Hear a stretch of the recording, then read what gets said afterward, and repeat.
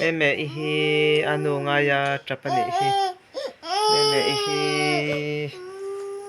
amatia le eput put to boxia isina mu hil to boxia bu pe to lo mi meme ihi athua hara hei anu ngaya a ute ngaya trapani hi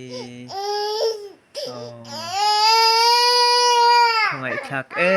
mei nileng in anui na kalsana tro khai tlange o ka itladon ni o naute khongai thak ani hi hei a felsi naute khongai thak hi late phuania nimina khan tro anu ngai lutuka late phua top mai nia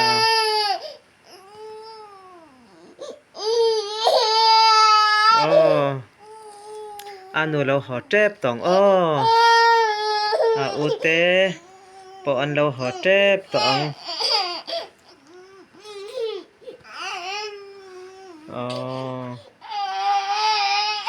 ni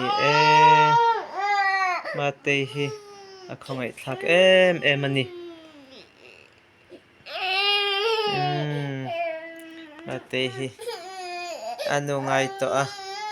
biscuit biscuit mo biscuit